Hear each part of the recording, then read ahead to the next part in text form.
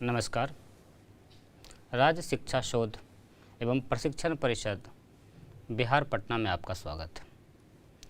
हम लोग वर्ग 6 का अध्याय संख्याओं की समझ पर लगातार चर्चा कर रहे हैं।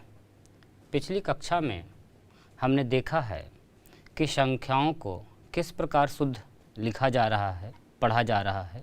दोनों ही विधियों में भारतीय संख्यांकन पद्धति क्या कहती है और अंतर्राष्ट्रीय संख्यांकन पद्धति क्या कहती है, दोनों के बीच के रिलेशन को समझा है। अब जो इतनी बड़ी बड़ी संख्या हम पढ़ रहे हैं, करोड़ों, अरबों, इन बड़ी संख्याओं का क्या अपने दैनिक जीवन में भी अनुप्रयोग है? आइए इसी पर चर्चा करते हैं। जिस प्रकार से छोटी छोटी संख्याओं का रोज़मर्रा के जीवन में हम लोग उपयोग करते हैं, उसी प्रकार बड़ी बड़ी संख्याएं भी बहुत आवश्यक है दैनिक जीवन में प्रतिदिन के उपयोग के लिए, और गाहे बेगाहे जाने अनजाने हम लोग उपयोग करते ही रहते हैं। आइए एक उदाहरण से समझते हैं। यदि हम आपको कहें कि आप अपने पेंसिल की लंबाई मापिए, कैसे मापेंगे? स्केल की सहायता से सेंटीमीटर में मापेंगे, ठीक है। यानी आप अपने पेंसिल की लंबाई सेंटीमीटर में माप सकते हैं, उंगली की लंबाई सेंटीमीटर में माप सकते हैं। अब अगर आपको हम कहें कि आप अपने नाखून की लंबाई, बढ़े हुए नाखून की लंबाई ज्ञात करें, तो क्या सेंटीमीटर से काम चलेगा? इसके लिए एक दूसरी इकाई मिलीमीटर की आवश्यकता होती है। आपने पूर्व कक्षा में मिलीमीटर, सेंटीमीटर, ग्राम, किलोग्राम एवं एक दूसरे में बदलना, ये सारी बातें सीखी है। मिलीमीटर और सेंटीमीटर में याद आ रहा है आपको? 1 सेंटीमीटर में कितने मिलीमीटर होते हैं?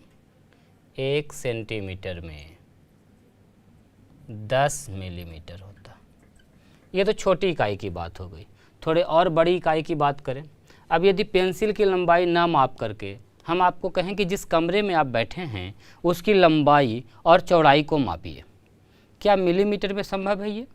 इसके लिए फिर और बड़े यूनिट का उपयोग करना पड़ेगा, जैसे मीटर का, और आप मीटर में कमरे की लंबाई और चौड़ाई को मापते हैं। अगर इसको थोड़ा और बड़ा करें, आपको यदि विद्यालय से आपके घर की दूरी ज्ञात करनी होगी, बाज़ार से आपके विद्यालय की दूरी ज्ञात करनी होगी, या एक शहर से दूसरे शहर के बीच की दूरी ज्ञात करनी होगी, तो मिलीमीटर या सेंटीमीटर या मीटर में तो काम नहीं चलेगा। उसके लिए फिर बड़ी इकाई किलोमीटर का उपयोग करना होगा। इस प्रकार प्रत्येक इकाइयों का अपना अपना उपयोग है, और ज़रूरत पड़ने पर हम एक इकाई को दूसरे इकाई में बदलते भी रहते हैं। 1 मीटर में कितने सेंटीमीटर हो रहे हैं? 100 सेंटीमीटर होते हैं। पूर्व कक्षा में हम लोग पढ़ चुके हैं, बस तेज़ी से एक बार दोहरा दे रहे हैं आपका। 1 मीटर में 100 सेंटीमीटर। और यदि किलोमीटर की बात करें तो 1 किलोमीटर में 1000 मीटर होता है। पूर्व से आपको ज्ञात है, आप खुद से भी करके देखिएगा ना। आप क्या कीजिए, 1 किलोमीटर को खुद से सेंटीमीटर में बदल के देखिए कितना सेंटीमीटर होता है। ये आपके लिए कार्य है। अब बड़ी बड़ी दूरियां, एक शहर से दूसरे शहर की दूरी, एक देश से दूसरे देश की दूरी, अब तो ग्रहों के बीच की दूरियां, यहाँ से सूर्य की दूरी, चंद्रमा की दूरी हम लोग माप सके हैं और उसका उपयोग बराबर करते हैं। इतनी बड़ी दूरियां मापने के लिए हमको इकाई बड़ी के साथ साथ बड़ी बड़ी संख्याओं का भी ज़रूरत पड़ता है। उन संख्याओं को लिखने के लिए आपने जो सीखा है अंतर्राष्ट्रीय संख्यांकन या भारतीय संख्यांकन, उसका उपयोग करते हैं और दैनिक जीवन में उसका अनुप्रयोग करते हैं। इसके अलावे जैसे दूरी का मात्रक है, आप वजन का मात्रक भी कह सकते हैं। वजन, यदि हम आपको कहें कि आपको बाज़ार से धनिया या अदरक खरीद के लाना, अब धनिया या अदरक आप किस चीज़ में खरीदिएगा? जाहिर सी बात है, घर में अगर धनिया पत्ता का उपयोग है तो आप उसको किलो में तो खरीद के नहीं लाइएगा, आपको ग्राम जैसे मात्रक की, यूनिट की ज़रूरत पड़ेगी। लेकिन यदि हम आपको कहें कि आपको आलू, प्याज ये सब खरीदना है, तो उसके लिए आप क्या करते हैं? किलोग्राम का उपयोग करते हैं। एक दूसरे के बीच का क्या रिलेशन है ये आपको पता है। 1 किलोग्राम में कितने ग्राम होते हैं? 1000 ग्राम होते हैं। बिल्कुल, आप एक दूसरे में परिवर्तन भी करके देख चुके हैं पिछली कक्षा में। अब यदि बहुत सारा चावल या गेहूं आपको खरीदना है साल भर के लिए, तब फिर किलो में भी काम नहीं चलेगा, फिर आपको क्विंटल में लेना पड़ेगा। 1 किलोग्राम में आपको पूर्व से भी ज्ञात है, फिर से एक बार दोहरा दें, 1000 ग्राम होता है। और यदि 1 क्विंटल की बात करें हम, 1 क्विंटल, तो इसमें कितना होता है? 100 किलोग्राम। अब यदि किलो को ग्राम में, ग्राम को किलो में बदलना हो, आप आसानी से बदल सकते हैं। जैसे आप खुद से करके देखेंगे, ये आपके लिए कार्य है। 4 क्विंटल को पता कीजिए कि 4 क्विंटल में कुल कितने ग्राम होंगे, ये खुद का आपका काम है। परिवर्तित करके देखिए, फिर देखिए बड़ी बड़ी संख्याओं का कैसे उपयोग होता है और उसको कैसे हम लोग प्रतिदिन उसका उपयोग कहीं ना कहीं करते हैं। जैसे ये है, वैसे ही धारिता मापने के लिए, आयतन मापने के लिए किस चीज़ का उपयोग करते हैं? लीटर का, मिलीलीटर का, सही कह रहे हैं आप, लीटर का उपयोग करते हैं या फिर मिलीलीटर का उपयोग करते हैं। और वजन के मामले में जहां हम ग्राम या किलोग्राम बोल रहे हैं, आपने उदाहरण देखा कि धनिया पत्ता लेना है, आलू प्याज लेना है या फिर अनाज लेना है जैसे चावल गेहूं, तो उस स्थिति में किन किन मात्रकों का उपयोग करते हैं। थोड़ा और छोटी मात्रक पर जाइए, आपको दवा खानी है, किसी को दवा देना है, तो क्या उसको ग्राम या किलोग्राम में देते हैं? अक्सर दवा का जो हम उपयोग करते हैं वो मिलीग्राम में करते हैं। मिलीग्राम नाम सुना है आपने? अक्सर दवा का उपयोग होम्योपैथिक हो या एलोपैथ में हम लोग मिलीग्राम का उपयोग करते हैं। आप देखेंगे कोई भी दवा जब आप खरीदिएगा तो उसमें उसका वजन कंटेंट्स भी लिखा रहता है कि एक छोटी सी गोली में कितनी मिलीग्राम क्या दिया हुआ है, क्या कंपोजिशन है उसका। तो विभिन्न प्रकार के मात्रकों का उपयोग हम देख रहे थे और इनकी सहायता से खूब बड़ी बड़ी संख्याओं का हम लोग आसानी से लिख पाते हैं। इतना बड़ा मात्रक होने के बाद भी कभी कभी बहुत बड़ी बड़ी संख्याओं की ज़रूरत पड़ जाती है आपको। जैसे हम यदि कह दें पूरे बिहार राज्य में गेहूं का कितना उत्पादन हुआ, तो फिर क्विंटल में भी बहुत बड़ी संख्या हमको लगेगी और उन बड़ी संख्याओं को कैसे लिखा पढ़ा जाएगा, उसके साथ कैसे जोड़ घटाव किया जाएगा, उसके साथ कैसे खेलेंगे हम लोग, यही चीज़ सीख रहे हैं संख्याओं की समझ में। आइए बात करते हैं ऐसी ही बड़ी संख्याओं के लिए। जैसे कुछ उदाहरण हम आपको दे रहे हैं, एग्जाम्पल्स दे रहे हैं। पिछले वर्ष मान के चलिए कि जो उत्पादन था अपने बिहार राज्य में,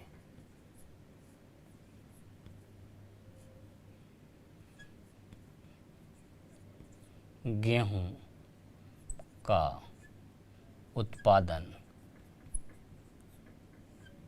वर्ष 2019-20 में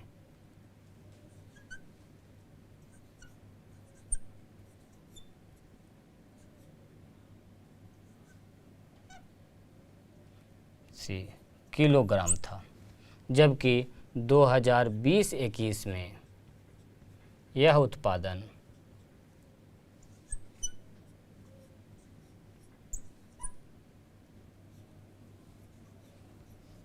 एक एग्जाम्पल लिया है हमने, एकदम हूबहू एग्जैक्ट आपको फिगर नहीं दे रहे हैं, आपको बस देखने कह रहे हैं कि बड़ी बड़ी संख्याएं हैं, आ गई है, अब इनके साथ आपको ऑपरेशंस करने हैं, जोड़ घटाव करने हैं। पूछा जाता है कि इन दोनों वित्तीय वर्ष में कुल गेहूं का उत्पादन कितना हुआ, कैसे प्राप्त करेंगे आप?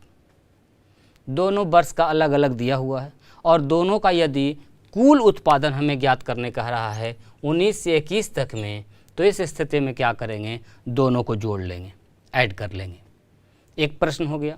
दूसरा प्रश्न यदि इस प्रकार पूछता है कि कौन से वर्ष में अधिक उत्पादन हुआ, आप देख के पता कर सकते हैं। संख्याओं में हम लोग पढ़े हैं, तुलना करना, कौन बड़ा है कौन छोटा है, उस हिसाब से पता कर सकते हैं।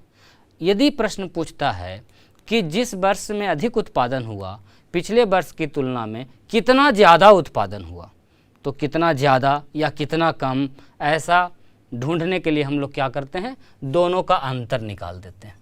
तो बड़ी बड़ी संख्याओं का अंतर करना, उसको जोड़ना, उसको समय पर घटाना, ये सारी बातें आपको बड़ी बड़ी संख्याओं के साथ अब करनी होगी। और इसके आधार पर एक्सरसाइज में बहुत सारे प्रश्न दिए गए हैं जिसे आप हल करते चलेंगे।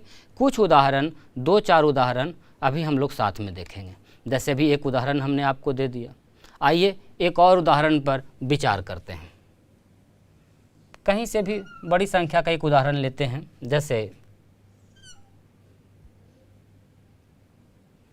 मान के चलिए कि रमेश का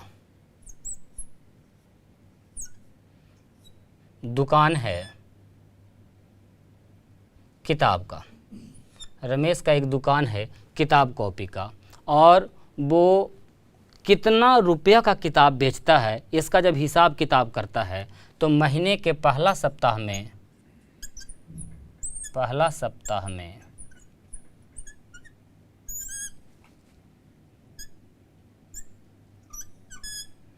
8,62,184 रुपया का, दूसरा सप्ताह में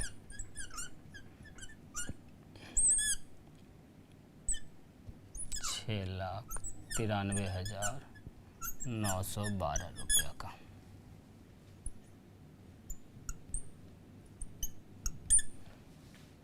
तीसरे सप्ताह में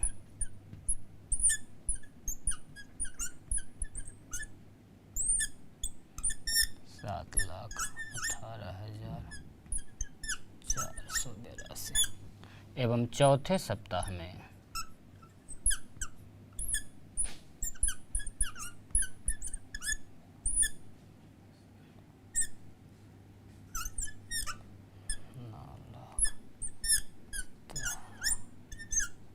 9,06 रुपया का। इस प्रकार के कुछ आंकड़े हैं। रमेश का जो दुकान है किताब कॉपी का, उसमें कितना रुपया का बिक्री हुआ है, ये आंकड़ा दिया गया है कि पहले सप्ताह में 8,62,784 रुपये की बिक्री होती है, दूसरे सप्ताह में उसी प्रकार 6,93,912 रुपये की बिक्री हुई है, तीसरे सप्ताह में 7,18,482 रुपये की बिक्री हुई है एवं चौथे सप्ताह में 9,17,806 रुपये की बिक्री हुई है। अब ये एक आंकड़ा हमको जमा हो गया, डाटा जमा हो गया। अब इससे संबंधित कई प्रकार के प्रश्न आप खुद से भी बना सकते हैं और किताब में भी पूछा जाएगा।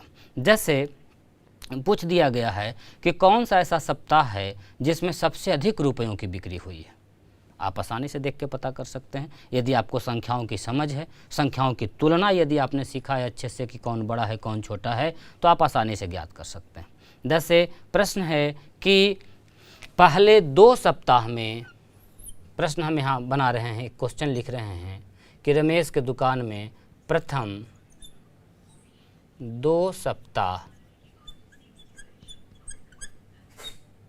में कुल कितने रुपए का बिक्री हुई। ये एक प्रश्न हो गया। अब इसको कैसे हल करेंगे हम लोग। कहता है कि जो रमेश का दुकान है उसमें प्रथम 2 सप्ताह में, प्रथम 2 सप्ताह मतलब पहला सप्ताह और दूसरा सप्ताह, इन दोनों में कुल कितने रुपए की बिक्री हुई।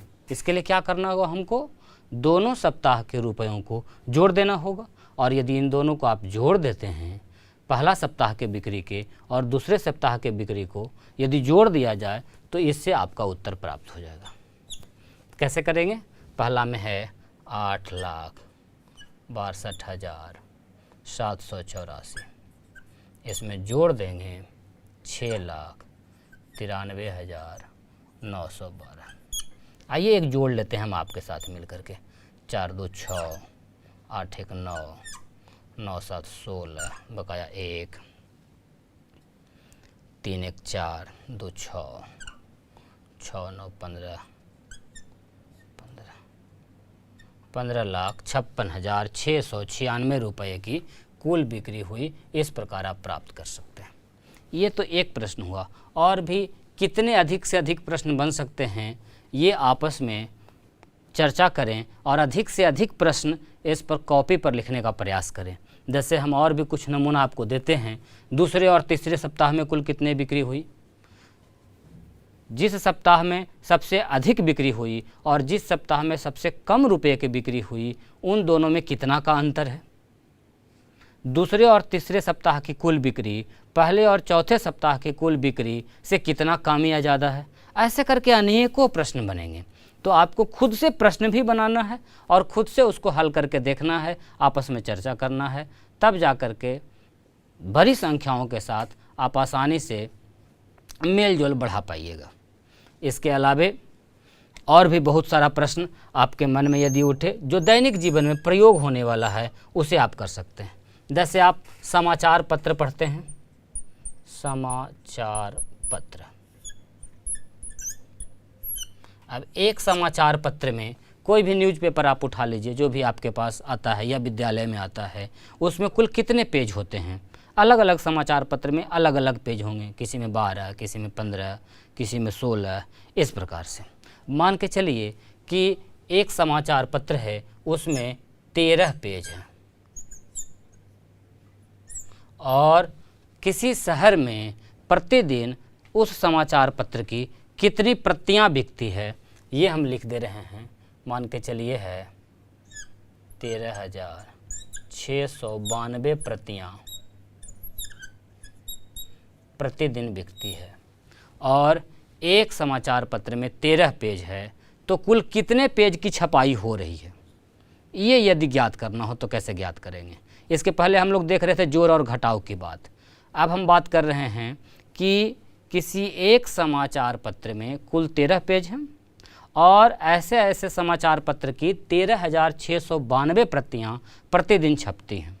यदि हमें कहा जाए कि कितना पेज छपता है, तो फिर कैसे ज्ञात करेंगे। टोटल नंबर ऑफ पेज छपने वाले पेज की संख्या ज्ञात करने हैं। छपने वाला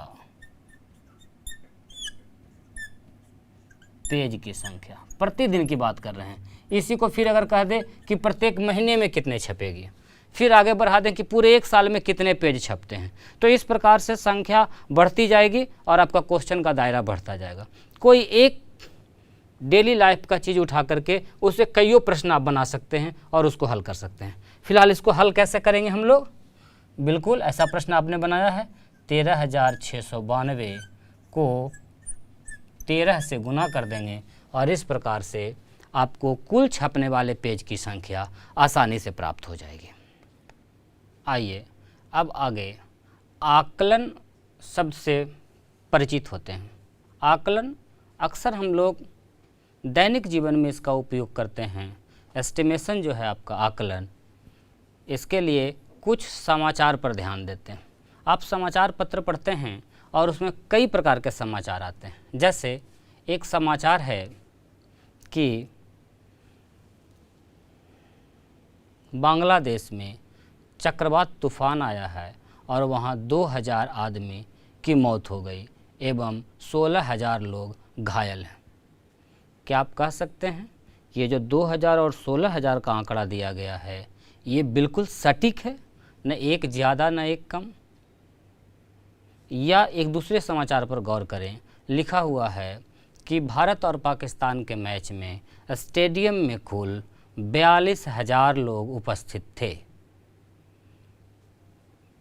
या किसी नेता की रैली में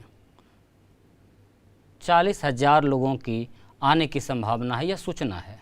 अब ये जो इतने बड़े बड़े आंकड़े हैं, ये वस्तुतः एकदम निश्चित फिगर नहीं है, ये एक आकलन किया गया है, एस्टिमेशन किया गया है, उसमें कुछ आगे पीछे हो सकता है।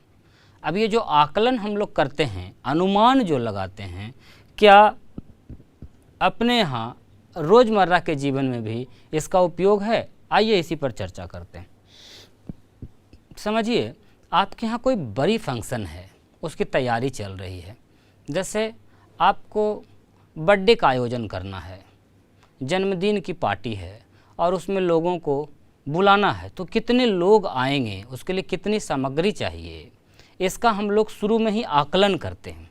किसी के यहाँ शादी विवाह है तो एग्जैक्ट कितने लोग आएंगे, एकदम निश्चित संख्या पता नहीं रहती है, लेकिन हम लोग एक आकलन करते हैं कि लगभग 600 लोग खाएंगे या लगभग 800 लोग आएंगे। ऐसा एक मोटा मोटी फिगर बनाते हैं, इसे ही हम लोग आकलन या एस्टिमेशन कह रहे हैं।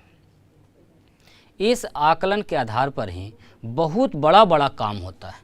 जैसे आपने सुना होगा कि बजट पेश किया गया, एकदम दैनिक जीवन में उपयोग है इसका। अब बजट पेश किया गया शिक्षा विभाग के लिए, शिक्षा मंत्री ने इतना लाख करोड़ का बजट पेश किया, तो क्या जितने लाख करोड़ का बजट पेश किया गया है ठीक एग्जैक्ट उतने ही राशि की ज़रूरत पड़ेगी या उतने ही राशि खत्म होगी? ऐसी कोई बात नहीं है। ये सब एक आकलन है, एस्टिमेशन है कि लगभग इतना रुपया के आसपास हमको इस खर्च में रखना है। अब खर्च उससे ज़्यादा भी हो सकता है, उससे कम भी हो सकता है। अब ये आकलन या एस्टिमेशन की जो बात है, इसे हम लोग किसी भी, जब भी कोई बड़ा कार्य होता है या बजट पेश हो रहा हो, ऐसे किसी भी कार्य में हम लोग अक्सर करते रहते हैं। आपने देखा कि कैसे दैनिक जीवन में हम लोग बराबर आकलन करते हैं। तो आकलन करने के लिए ज़रूरी है कि जो फिगर है उसके नज़दीक तक पहुंचा जाए। ऐसा भी आकलन नहीं कर लें कि बहुत दूर हो आकलन निश्चित फिगर से, तो क्या हो जाएगा, पूरा का पूरा आपका जो बजट है वो सब गड़बड़ हो जाएगा, पूरा का पूरा। आप जैसे आपके घर में शादी विवाह है, आपने आकलन लगाया कि 5000 लोग आ जाएंगे और पहुँचे हैं मात्र 1200 लोग। अब सोचिए आपने जो बजट बनाया वो तो पूरा गड़बड़ हो गया, बहुत सारे सामान बेकार हो जाएंगे, फेंका जाएंगे। या आपने आकलन किया 1200 लोगों का और लोग पहुंच गए 4200, तो यहाँ भी बहुत परेशानी है। तो हम जो आकलन करते हैं वो लगभग जो हमारा गोल है, एम है, उसके आसपास होना चाहिए। तो इसके लिए एक वैल्यू होता है सन्निकट मान, गणित में जिसका बहुत ज़रूरत है, सन्निकट मान। अब ये क्या है? सन्निकट मान का मतलब होता है किसी एक वैल्यू के आसपास के वैल्यू, एकदम जो सबसे नज़दीक का वैल्यू है वो वहाँ तक पहुँचना, ताकि उसे सीधे राउंड फिगर में हम लोग लेके जा सकें। किसी भी आंकड़ा को यदि बहुत टेढ़ा मेढ़ा बोल के कहें, जैसे हम कह देते हैं कोई एक आंकड़ा 99,997, ये एक आंकड़ा हमने लिखा है। अब ये निश्चित फिगर है, लेकिन यदि हम इसके सन्निकट मान की बात करें तो यानी ये जो वैल्यू है ये किसके नज़दीक है, एक ऐसा वैल्यू जिसका हम लोग बराबर उपयोग करते हैं, उस किसके नज़दीक है। तो इसका सन्निकट मान जैसा आप देख रहे हैं 99,997 है, तो किसके नज़दीक हो जाएगा, 1 लाख के नज़दीक हो जाएगा। तो इसका सन्निकट मान 1 लाख हो गया। अब इस सन्निकट मान का कैसे कैसे हम लोग उपयोग करते हैं और कैसे ज्ञात करते हैं। ज्ञात तो करना है कि बस जिसके नज़दीक है उसको सन्निकट मान कहेंगे, लेकिन फिर भी थोड़ी सावधानी बरतनी पड़ती है आपको सन्निकट मान ढूंढने में। जैसे कहाँ तक सन्निकट करना है ये भी आपको देखना है। सिर्फ इकाई अंक को करना है कि दहाई को करना है कि सैकड़ा को करना है या हज़ार वाले को सन्निकट करना है, किसके सन्निकट तक हम जा रहे हैं ये आपको देखना होगा। जैसे एग्जाम्पल के तौर पर कोई भी आंकड़ा हम लिख रहे हैं, जैसे लिखा है 479। अब कहा गया है कि इसे दहाई अंक तक सन्निकट कीजिए। अब दहाई अंक तक सन्निकट करने का मतलब क्या हुआ, इकाई दहाई यहाँ तक सन्निकट करना है आपको। तो यहाँ तक सन्निकट करने के लिए दहाई का मतलब 10 का चलेगा और 2 जीरो है तो 100 के आसपास। तो दहाई तक यदि आपको करना है तो आपको क्या करना पड़ेगा, 79 के आसपास के जीरो वाला वैल्यू, जीरो का मतलब आप समझते हैं 10, 100, 1000, इन सब वैल्यूओं के आसपास आपको जाना है। तो 479 है, तो आप दहाई अंक की यदि हम बात करें तो 0 तक ला करके 480 के पास तक जा सकते हैं। और यदि आपको इसी को हम कह दें कि नहीं, सैकड़ा वाले को कीजिए, सैकड़ा अंक का सन्निकट वैल्यू, सैकड़ा मतलब 100 के आसपास का, तो 479 है, तो 100 का मतलब सैकड़ा, मतलब इसको आपको चेंज करना है। तो सैकड़ा वाले अंक को जब चेंज करेंगे तो 4 को या तो 3 में परिवर्तित करेंगे या 5 में करेंगे, जिसके नज़दीक रहेगा। तो 79 है, 79 है, तो आप खुद से सोचिए कि ये 5 के नज़दीक जाएगा या 3 के नज़दीक जाएगा। 5 के नज़दीक जाएगा तो इसका सन्निकट मान आपका हो गया 500। यदि सैकड़ा की हम बात करेंगे तो 479 का सन्निकट मान 500 हो जाएगा। इस प्रकार से सन्निकट मान का हम लोग उपयोग करते हैं। और भी एग्जाम्पल्स हम इसका देखते हैं। आइए, आकलन हम लोग कुछ कुछ समझे हैं। अब इसमें निकटतम दहाई का आकलन के लिए हमने नंबर का एक बॉक्स बनाया है, जिसमें 349 से लेकर 360 तक की संख्याएं लिखे हैं। यदि दहाई का आकलन करने कह रहा है और हमें संख्या दिया गया है कि 352 और एक संख्या दिया गया है 357, अब हमें कहा गया है कि दहाई अंक को सन्निकट ले जाइए, नज़दीक में ले जाइए। तो 352 किसके नज़दीक है? यदि हम 350 और 360 लास्ट में 0 है, इसके सन्निकट ले जाना चाहते हैं, तो ये जो 352 है ये किसके पास है? 50 के पास है या 60 के पास है? जिसके ज़्यादा नज़दीक है उसके पास उसको लेके चले जाएंगे, उसे ही हम लोग कहेंगे निकटतम दहाई का आकलन करना दहाई अंक के लिए। तो 352 के लिए निकटतम जो आकलन होगा वो 350 हो जाएगा। लेकिन यदि हम बात करें 357 के लिए कि इसके निकटतम में कौन होगा, या इसका अगर हम सन्निकट मान निकालना चाहेंगे तो 357 के लिए 350 तो नहीं लेंगे, वो बहुत दूर हो जाएगा। सन्निकट का मतलब नज़दीक वाला, और इससे नज़दीक में हमारा जिसके लास्ट में 0 हो, राउंड फिगर वाला 360 हो रहा है, तो सन्निकट मान 360 हो जाएगा। इसी प्रकार जैसे सैकड़ा दहाई के लिए कर रहे हैं, यदि सैकड़ा के लिए हमको आकलन करना पड़ेगा निकटतम सैकड़ा कौन है।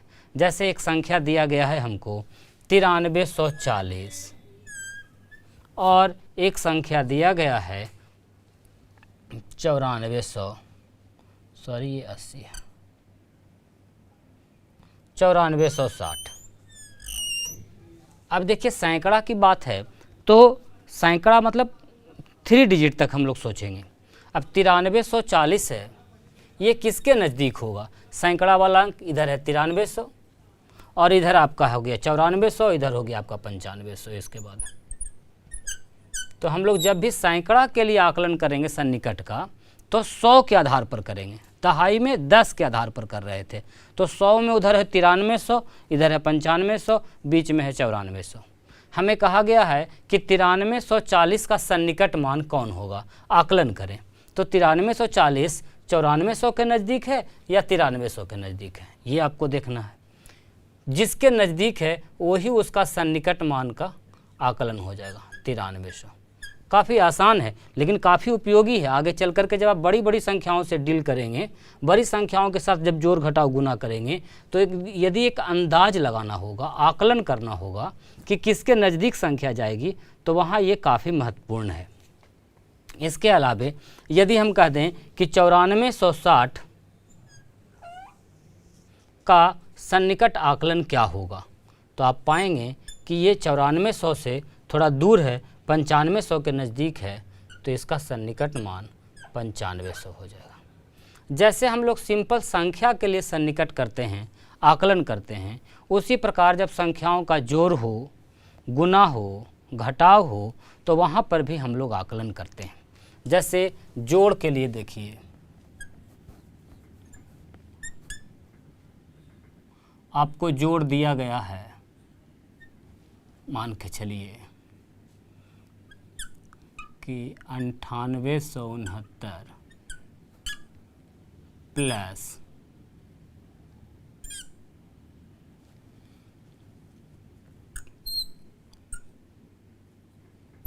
1140 इसको जोड़ना है। तो एक तरीका तो है जैसे जोड़ते हैं वैसे हम लोग जोड़ेंगे, लेकिन आपको समय नहीं है, आपको बस आकलन करना है और आकलन करके बताना है कि कितना जोड़ होगा। तो इस स्थिति में हम क्या करते हैं कि इसको सन्निकट तक ले जाते हैं कि ये 9869 है। अब कितना सन्निकट ले जाना है, दहाई वाले तक या सैकड़ा वाले तक या हज़ार वाले तक, ये आपको समझना है। यदि आप इसका दहाई वाला कीजिएगा आकलन, तो दहाई के लिए आपको करना पड़ेगा 9870 प्लस 1140, तो अपने आप में दहाई तक है, इसको कहेंगे दहाई का आकलन। और यदि सन्निकट आपको सैकड़ा तक करना है तो फिर आपको करना पड़ेगा 9869 है तो सीधे 9900 और प्लस 1100, ये सैकड़ा तक का हो गया। दोनों ही प्रकार से आप कर करके उत्तर निकाल सकते हैं। 1000 तक के यदि करना होगा, 1000वां अंक तक का, तो इसे सीधे सीधे हम लोग 10,000 लेंगे और इसे सीधे सीधे 1000 लेंगे। और इस प्रकार से हम लोग आकलन कर लेते हैं। आकलन को समझिए अच्छे से। हम क्या करें, राउंडेड करना है। दहाई है तो 10, सिर्फ इन दोनों अंकों को देखना है। सैकड़ा तक जाना है आपको तो यहाँ तक देखना है। 1000वां तक जाना है उसी प्रकार, तो 1000 के अंक को हम लोग आगे पीछे कर सकते हैं। और इस प्रकार से जो वैल्यू आएगा वो आपका जोड़ का वैल्यू आएगा आकलन के हिसाब से। ऐसा बहुत सारा एग्जाम्पल एक्सरसाइज आपके किताब में दिया गया है जिसमें जोड़ का, घटाव का, गुना का आकलन करना है और उस आकलन के आधार पर तेज़ी से उत्तर लिखने हैं आपको ज्ञात करके। हूबहू हल नहीं करना है, एकदम एक एक लाइन जोड़ घटाव गुना आपको नहीं करना है। इस चैप्टर में क्या करना है आपको, आकलन कर करके, अंदाज लगा करके कि ये किसके आसपास का है, सन्निकट मान ढूंढना है और सन्निकट मान ढूंढ करके उसका तेज़ी से हल प्राप्त करना है। इसके लिए आपकी किताब में एक्सरसाइज दिए गए हैं, उससे आप इसको हल करें। इसके बाद कोष्ठक वगैरह का जो प्रयोग है उसे हम लोग आगे की कक्षा में देखेंगे।